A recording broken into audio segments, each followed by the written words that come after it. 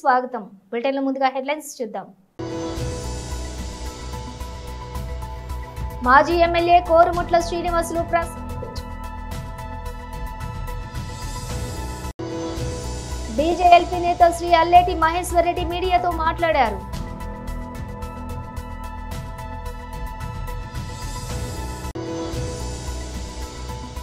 తెలంగాణ భవన్లో బీఆర్ఎస్ నాయకుల press meet.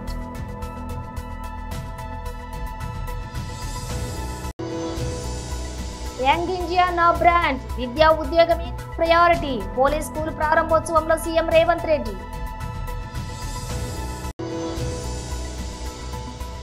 Sai Sudharsan సంచలనం, ఐపీఎల్లో రికార్డులు తిరగరాసిన యువటం. ఇక డీటెయిల్స్ చూస్తే మాజీ MLA Korumutla Srinivasulu press meet నిర్వహించారు. ముందు కూడా ఇంటెలిజెన్స్ వాళ్ళు కానీ పోలీసులు కానీ ఆ ఊర్లో హింస జరుగుతుంది, ఒక పొలిటికల్ ప్రేరేపణ జరుగుతుంది, గలాలు జరుగుతాయి, అల్లలు జరుగుతాయని ముందే వాళ్ళందరూ కూడా చాలా క్లియర్గా ఉంటుంది. అయినా కూడా దాన్ని పట్టించుకోకుండా ఆ లింగమైన ఏ విధంగా హత్య చేశారో ఈ రాష్ట్ర ప్రజలందరూ కూడా తెలుసు. దాన్ని ఒక సగటున ఒక ప్రజా మనిషిగా, ఒక పార్టీ అధ్యక్షుడిగా, ఒక నాయకుడిగా, దేశంలోనూ అత్యంత ప్రజాదరణ నాయకుడిగా వైఎస్ జగన్మోహన్ రెడ్డి గారు వాళ్ళ కుటుంబాన్ని పరామర్శించడానికి వెళ్ళినప్పుడు జరిగిన భద్రతా వైఫల్యం ఏ విధంగా ఉండదో మనం అందరం కూడా ఎంతైనా కూడా గమనించాల్సింది. నిజంగా నేను ఒకటే అడుగుతున్నా, ఈవెన్ ఇంటెలిజెన్స్ పీపుల్ కూడా రాష్ట్రంలో ఉన్న చాలా ఇంటలెక్చువల్ పీపుల్ దీన్ని ఆలోచించాల. దేశంలోనే అత్యంత ప్రజాదరణ నాయకుడు వైఎస్ జగన్మోహన్ రెడ్డి గారు ఎక్కడికి వెళ్ళినా, ఏ ప్రాంతానికి పోయినా, ఏ మూలకు పోయినా, ఏ సిటీకి వెళ్ళినా, ఏ రాజధానికి పోయినా ప్రజలు స్వచ్ఛందంగా వచ్చి ఆయన్ను కలుస్తూ ఉంటారు. కారణం జగన్మోహన్ రెడ్డి గారి వ్యక్తి ఒక భరోసా, ఒక నమ్మకం. జరిగిన సంఘటన మళ్లీ మళ్లీ పునరావృతం కాకుండా అప్రమత్తంగా ఉండాలా అనే ఉద్దేశం ఒకటి.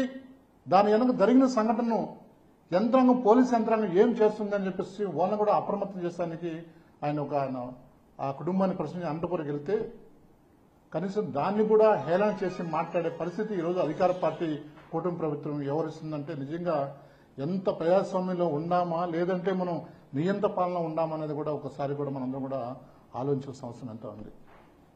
ఎప్పుడు కూడా జగన్మోహన్ రెడ్డి గారు చెప్తూ ఉంటారు, ఏ మనిషిని కూడా చాలా గౌరవంగా ఆయన పిలుస్తూ ఉంటాడు. పోలీసులు కూడా ఎప్పుడు కూడా చాలా గౌరవంగా పోలీసులు సోదరులారా, బ్రదర్స్ అంటూ ఉంటాడు. ఎప్పుడు కూడా అంత గౌరవిస్తూ ఉంటాడు.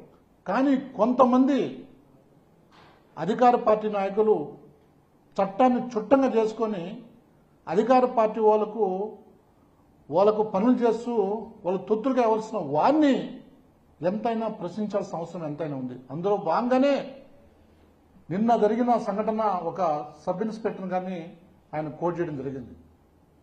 తీరా ఆయన యొక్క హిస్టరీ తీసుకుంటే ఆయన గతంలో ఒక కార్యకర్త మాదిరిగా పోలీస్ ఆఫీసర్గా లేదు, ఒక కార్యకర్త మాదిరిగా వ్యవహరించిన తీరు.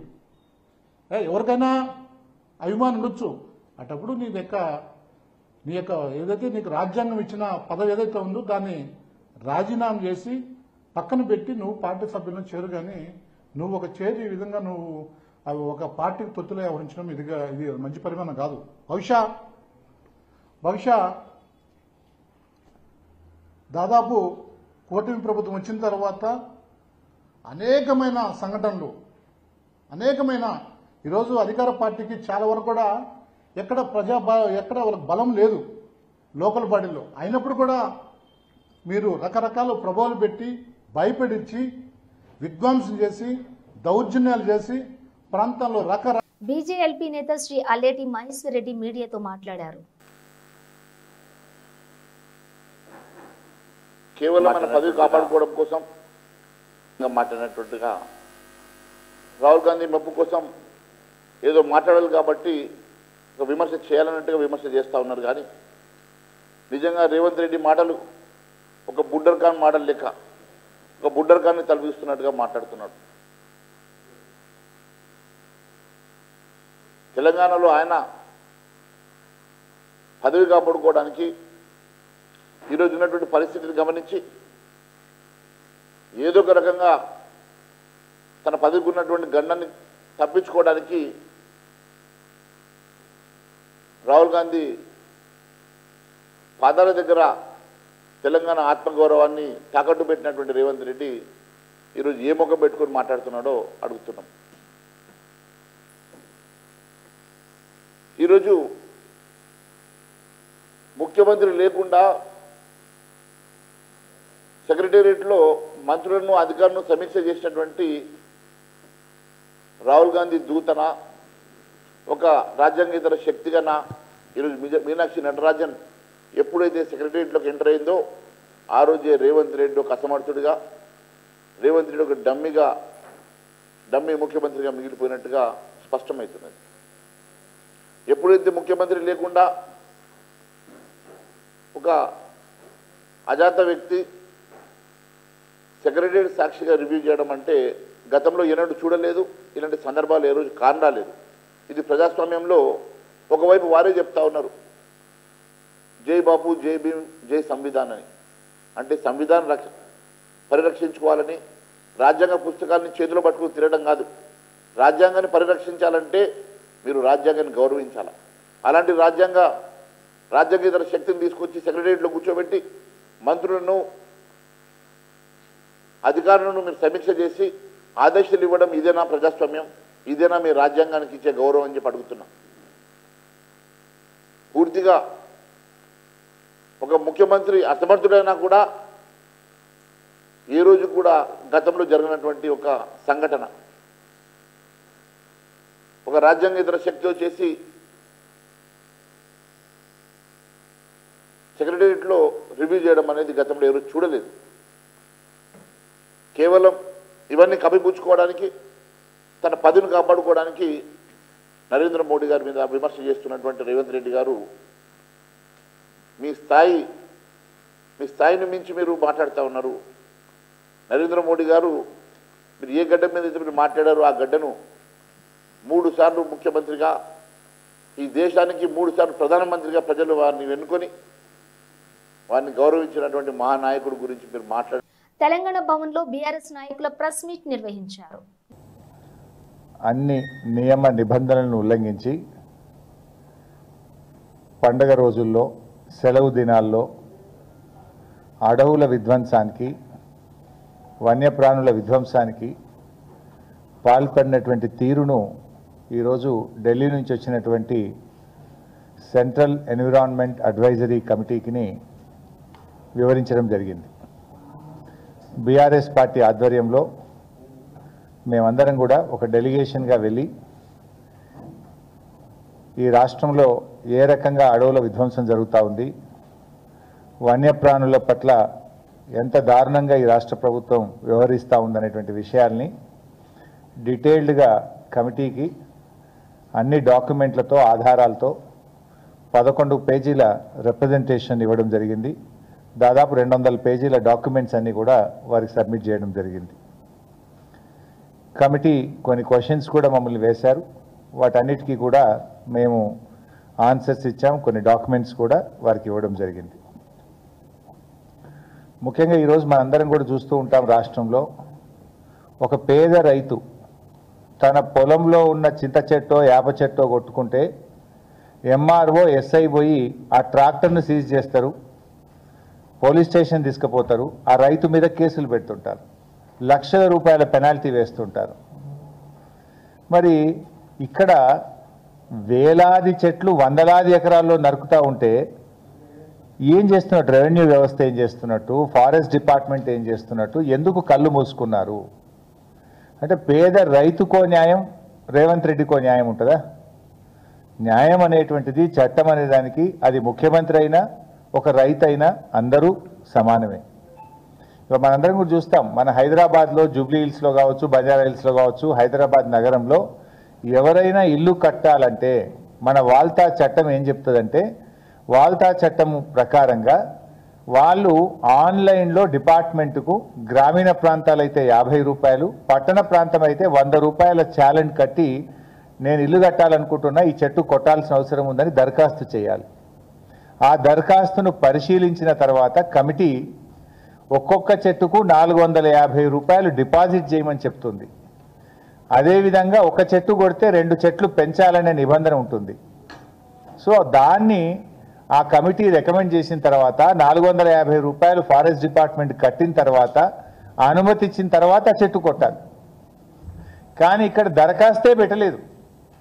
ఇక్కడ ఎక్కడ కూడా అటవీ శాఖకు అనుమతి కూడా కోసం దరఖాస్తు కూడా పెట్టలేదు. చట్టం ఏం చెప్తుందంటే అటవీ భూముల్లో చెట్టు కొట్టడం కాదు, నీ సొంత పట్టా భూమిలోనైనా నీ హౌస్ సైట్లోనైనా ఎక్కడ చెట్టు కొట్టినా డిపార్ట్మెంట్ యొక్క అనుమతి తీసుకోవాలని చెప్పి మన చట్టం చెప్తుంది. అందుకే మేము చాలా సందర్భాల్లో ఎమ్మెల్యేలుగా మేము కూడా చూస్తుంటాం. మా దగ్గర ఒక రైతు తెలియక చట్టం మీద అవగాహన లేక ఒక చింత చెట్టో యాప చెట్టో పంట పండుతలేదు, నీడలో పంట పండుతలేదని చెట్టు కొడితే ఆ ట్రాక్టర్ సీజ్ చేస్తారు, పనిముట్లు సీజ్ చేస్తారు. యంగ్ ఇండియా నా బ్రాండ్, విద్యా ఉద్యోగమే నా ప్రయారిటీ. పోలీస్ స్కూల్ ప్రారంభోత్సవంలో సీఎం రేవంత్ రెడ్డి. శాసన మండలి చీఫ్ పట్నం మహేందర్ రెడ్డి గారు, స్థానిక పార్లమెంట్ సభ్యులు కొండ విశ్వేశ్వర రెడ్డి గారు, స్థానిక శాసనసభ్యులు మిత్రులు ప్రకాష్ గౌడ్ గారు, చేవెళ్ళ శాసనసభ్యులు యాదయ్య గారు, శాసనసభ్యులు నాగరాజ్ గారు, శాసనసభ్యులు కుంభం అనిల్ రెడ్డి గారు, రాష్ట్ర డీజీపీ జితేందర్ గారు, హైదరాబాద్ పోలీస్ కమిషనర్, ఈ young India police academy police school incharge CV Anand గారు, స్టీఫెన్ రవీంద్ర గారు, ఇతర పోలీసు ఉన్నతాధికారులు, పోలీసు కుటుంబ సభ్యులందరికీ కూడా నా శుభాకాంక్షలు తెలియజేస్తున్నా. హోంగార్డ్ నుంచి డీజీపీ వరకు కాకి డ్రెస్ వేసుకునే ప్రతి పోలీసులకు ఈ యంగ్ ఇండియా పోలీస్ స్కూల్ అనేది అత్యంత ముఖ్యమైనది. తల్లిదండ్రులుగా మీరు మీ విధి నిర్వహణలో కుటుంబానికి సమయం ఇవ్వలేక మీ పిల్లల చదువుల మీద సరైన దృష్టి సారించకపోవడము, మీ పిల్లలు బాగా చదువుకుంటున్నా వాళ్ళు చదువుకుంటున్నారో లేదో అనే ఆందోళనతో పోలీస్ సిబ్బంది, అది హోంగార్డ్ కావచ్చు, వివిధ హోదాలలో ఉన్న పోలీస్ శాఖ సిబ్బంది తల్లిదండ్రుల యొక్క ఆలోచన, వాళ్ళ ఆవేదన ఇది. పోలీస్ కుటుంబాలతో, పోలీస్ శాఖతో నాకు అత్యంత అనుబంధము. ఆ శాఖలో ఉండే సిబ్బంది యొక్క ఆలోచన విధానము నాకు ఒక స్పష్టమైన అవగాహన ఉన్నది. ఎన్నికల సందర్భంలోనే ఎలక్షన్ మేనిఫెస్టోలో నేను ఈ విషయాన్ని పొందుపరచడం జరిగింది.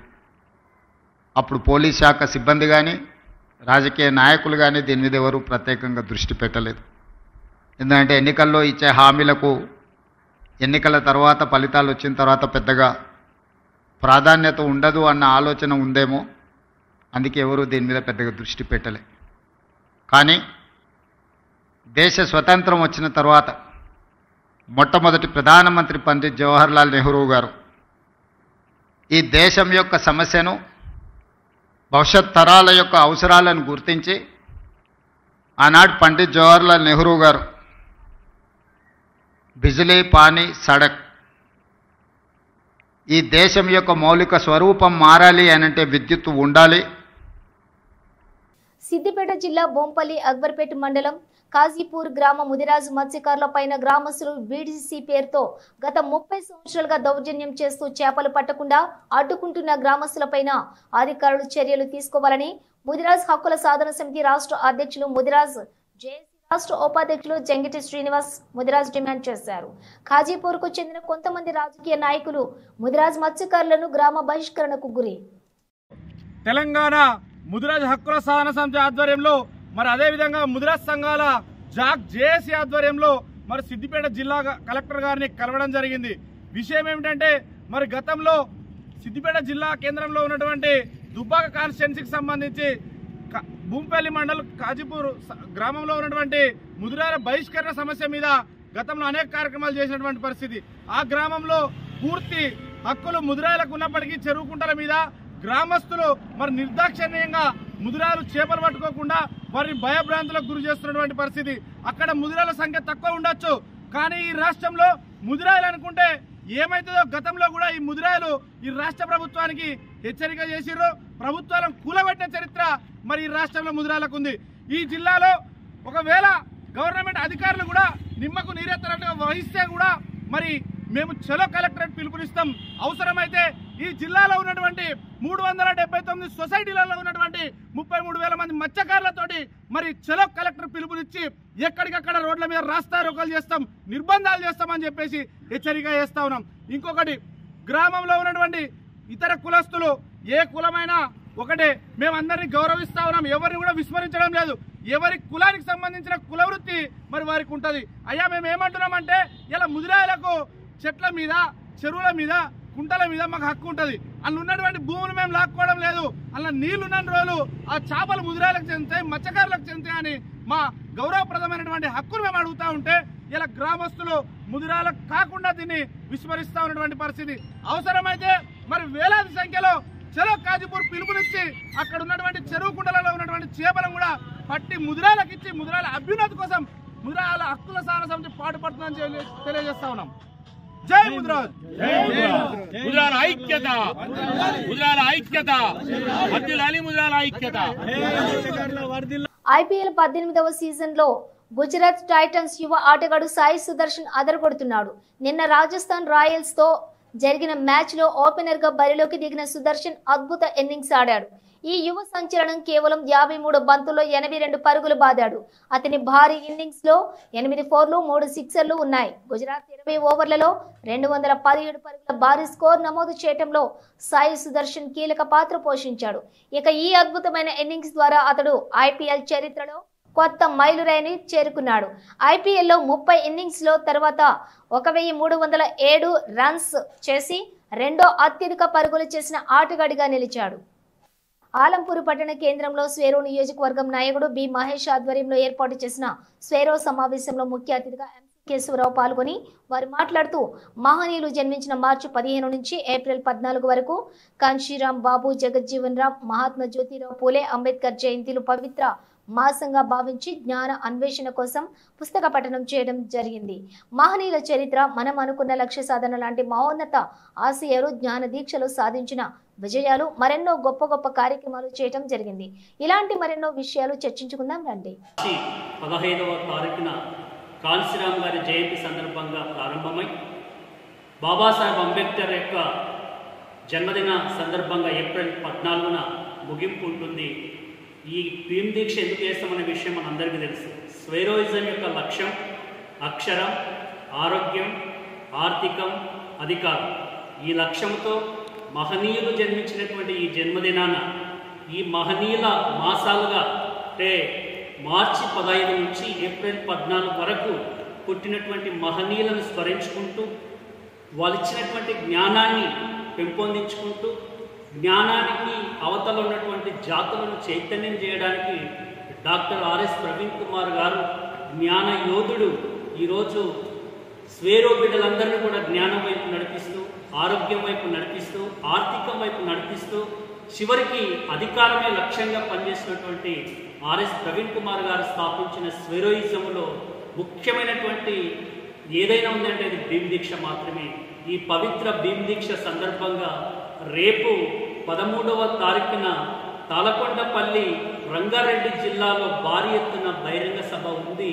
ఈ సభ రోజు భయ నిర్మూలన అనేటువంటిది జరుగుతుంది. కాబట్టి భయాన్ని మనలో పారదోలుదాం. స్వేరోయిజాన్ని, మహనీయుల ఆశయాలని, భయాన్ని మనం పారదోలుకునే విధంగా స్వేరోయిజం చేపట్టినటువంటి భీమ్ దీక్షకు ఆలంపూర్ నియోజకవర్గంలో ఉన్నటువంటి స్వేరో బిడ్డలు, స్వేరోల తల్లిదండ్రులు, ప్రతి కులం, మతం అందరూ కూడా తప్పనిసరిగా వచ్చి జ్ఞానాన్ని నింపుకోవాలని, భయాన్ని పారదోలుకోవాలని తెలియజేస్తూ జై భీమ్, జై భారత్, జై స్వేరో. రిజిస్ట్రేషన్ కార్యాలయంలో స్లాట్ బుకింగ్ ద్వారా రిజిస్ట్రేషన్ ప్రక్రియను రాష్ట్ర ప్రభుత్వం ప్రారంభించింది. వచ్చింది. పైలట్ ప్రాజెక్టు కింద పెద్దపల్లి జిల్లా రామగుండం సబ్ రిజిస్ట్రార్ కార్యాలయంలో ఈ రోజు రిజిస్ట్రేషన్లు నిర్వహిస్తూ ఉన్నారు. రోజుకు 48 బుకింగ్ అందుబాటులో ఉంచనున్నారు. దీంతో రిజిస్ట్రేషన్ ప్రక్రియ వేగవంతం కానుంది. గతంలో రిజిస్ట్రేషన్లు చేసుకోవాలంటే రోజుల తరబడి తిరగాల్సి వచ్చేదని స్లాట్ బుకింగ్ ద్వారా తమకు వెసులుబాటు కలిగిందని ప్రజలు తెలియజేస్తున్నారు. స్లాట్ బుకింగ్ ద్వారా రిజిస్ట్రేషన్ ప్రక్రియ వేగవంతం కావడంతో పాటుగా ప్రజలకు త్వరితగతిన సేవలు అందుతాయని రామగుండం సబ్ రిజిస్ట్రార్ బాలకృష్ణ తెలిపారు. ప్రభుత్వం కల్పించిన ఈ సదుపాయాన్ని ప్రజలు సద్వినియోగం చేసుకోవాలని ఆయన కోరారు.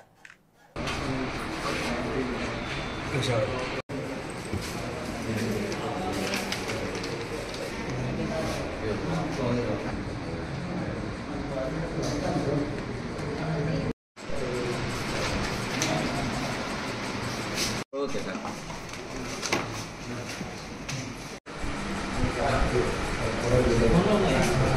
అదే పెట్టుకుంటాను.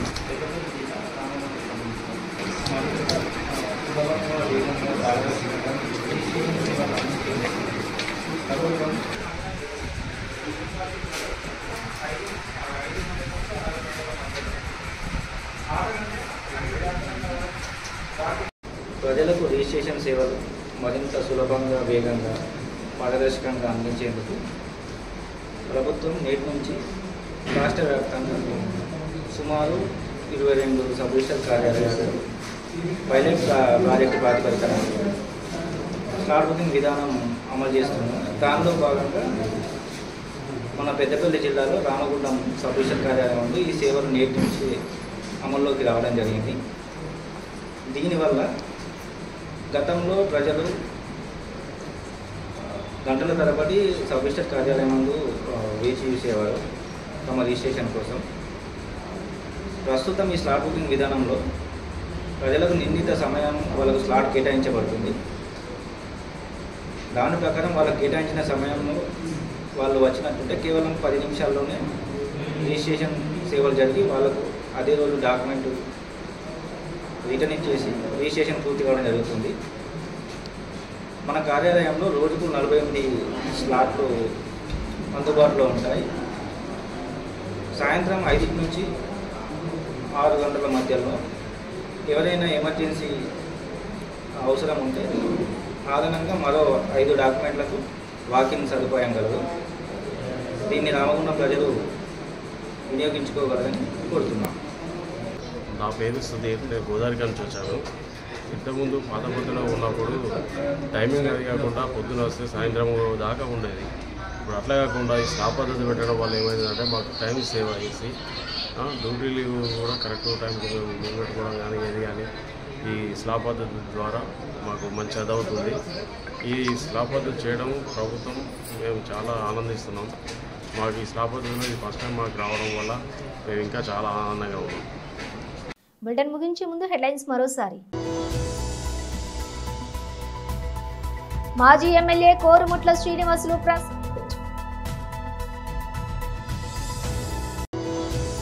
బీజేఎల్పీ నేత శ్రీ అల్లేటి మహేశ్వర్ రెడ్డి మీడియాతో మాట్లాడారు.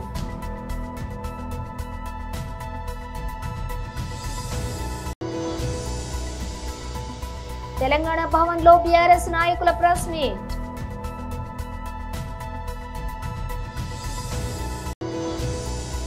యంగ్ ఇండియా నా బ్రాండ్, విద్యా ఉద్యోగమే ప్రయారిటీ, పోలీస్ స్కూల్ ప్రారంభోత్సవంలో సీఎం రేవంత్ రెడ్డి.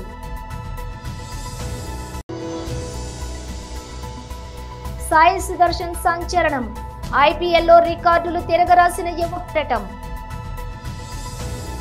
ఇవి బులెటిన్ విశేషాలు. మరో బులెటిన్తో మళ్ళీ కలుద్దాం.